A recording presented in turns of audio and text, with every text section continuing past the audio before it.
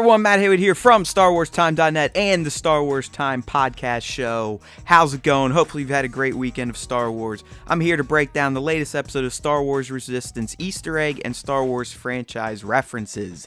So this episode was titled Secrets and Holograms, and it was a great one, but didn't have a whole lot of Easter eggs. Well, at least not new ones. So as I've said in the past videos, I'm not going to point out things again like pirate stormtrooper costumes or first order ships that I've already mentioned. So we only had 4 Easter eggs and references to cover in this video, but there are some good ones in there, so let's get down with the breakdown.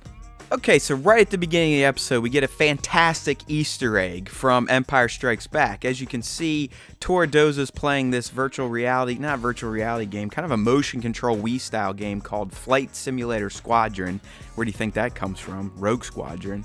But anyways, as you can see, the ship itself is styled after the Snowspeeder in Empire Strikes Back.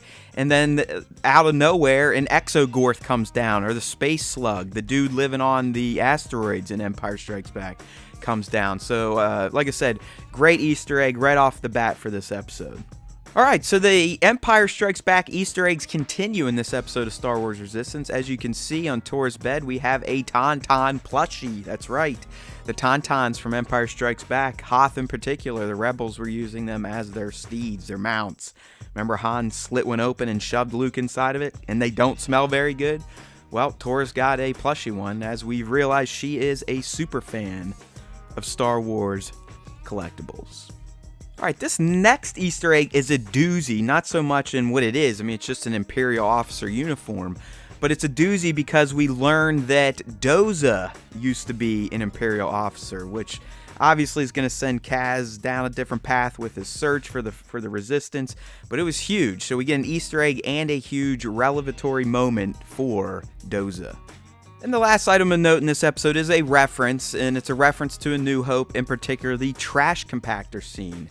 So to make a long story short, Kaz and Tora end up in the Colossus trash compactor. It's not necessarily a compactor, it's an incinerator. But as you can see from the image, I mean, the door has the same style lights. It was a very similar scene in where they had to get out. So it was a nice reference, but a reference, that's all it was. Okay, thanks for watching. It's Matt Haywood here, signing off for StarWarsTime.net and begging you to subscribe if you are new to this channel. And stay tuned for our recap and review of Star Wars Resistance, Secrets and Holograms. May the Force be with you, always.